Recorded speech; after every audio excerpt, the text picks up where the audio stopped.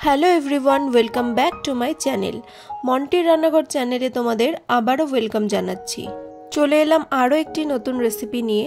আজকে আমি তোমাদের বানিয়ে দেখাবো সেমাই কালাকাঁদ। তো সামনেই তো নববর্ষ, আর নববর্ষের দিন একটু মিষ্টি মুখ না করলে কি চলে? তাই বাড়িতে খুব সামান্য উপকরণ দিয়ে ঝটপট তোমরা কিভাবে এই মিষ্টি রেসিপিটি তৈরি করবে সেটি কিন্তু আজকে তোমাদের সাথে শেয়ার করব। আর এটি খেতেও কিন্তু খুব সুস্বাদু। তো চলো কথা না বাড়িয়ে দেখে নিই এই রেসিপিটি আমি কিভাবে তৈরি করলাম। রেসিপিটি বানানোর জন্য প্রথমেই যেটি লাগছে সেটি হচ্ছে দুধ। এখানে আমি 1 লিটার মতো দুধ নিয়েছি, আর এই দুধটিকে খুব ভালোভাবে কিন্তু জাল দিতে হবে। এরকম ছাক না আসা অবধি কিন্তু এই দুধটিকে জাল দিতে হবে। দুধটি যখন সম্পূর্ণ ফুটে যাবে তখন আমি এর মধ্যে দিয়ে দেব 1 টেবিল স্পুন মতো লেবুর রস। এই লেবুর রসটিকে দেওয়ার সময় কিন্তু গ্যাসের ফ্লেমটিকে মিডিয়ামে রাখতে হবে। তারপরে গ্যাসের ফ্লেমটিকে কিন্তু হাই করে দিয়ে এটিকে খুব ভালোভাবে ফুটিয়ে নিতে হবে। দেখবে তাহলেই কিন্তু এই দুধটি থেকে খুব সুন্দরভাবে এরকম ছানা কেটে আসবে। এরপর একটু ভালোভাবে ফুটিয়ে নেব, খুব বেশি কিন্তু এটাকে ফোটাবে না, তাহলে এই যে ছানাটি সেটি কিন্তু হার্ড হয়ে যাবে। তো একটু নাড়িয়ে চাড়িয়ে নিয়ে যখন দেখবো যে খুব ভালোভাবে জলটা স্বচ্ছ হয়ে গেছে, ছানার জলটি, ঠিক তখনই কিন্তু এটিকে নামিয়ে ছেঁকে নেব। তো দেখো আমি ছানাটিকে খুব ভালোভাবে ছেঁকে নিয়েছি, আর একটু ঠান্ডা জল দিয়ে ধুয়েও নিয়েছি। এবার একটি কড়াইয়ের মধ্যে আমি 1 টেবিল স্পুন মতো ঘি দিয়ে দেব। ঘিটিকে খুব ভালোভাবে গরম করে নেব।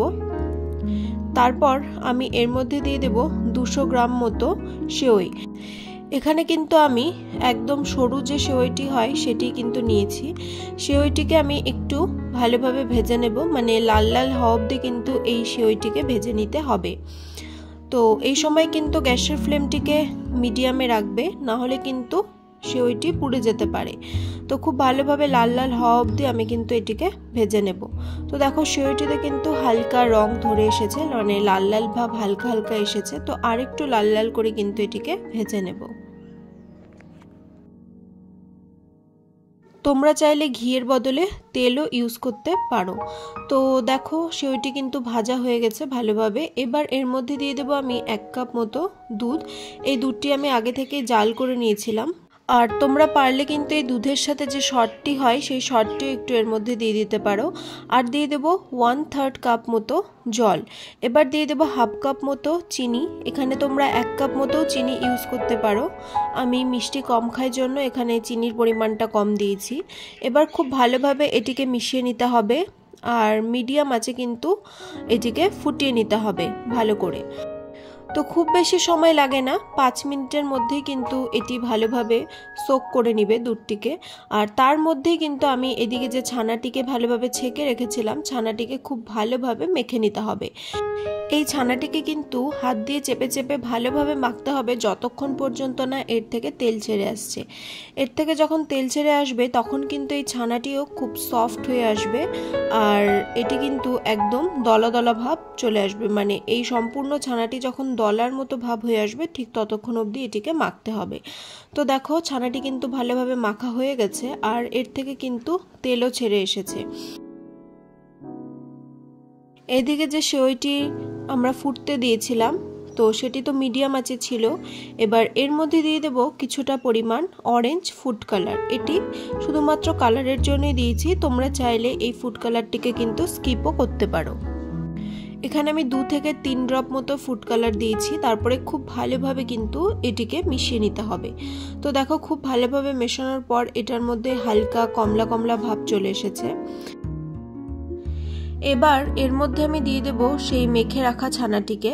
ছানাটি দেওয়ার পর খুব ভালোভাবে কিন্তু এই সেওইটির সাথে ছানাটিকে মিশিয়ে নিতে হবে, যাতে কোনো ছানার দলা ভাব থাকে না, আর পুরো সেওইটির সাথেই কিন্তু এটি মিশে যায়, আর একটা কালাকাঁদের মতো টেক্সচার আসে। আর এই সময় কিন্তু গ্যাসের ফ্লেমটিকে লোয়ে রাখবে, না হলে কিন্তু লেগে যেতে পারে।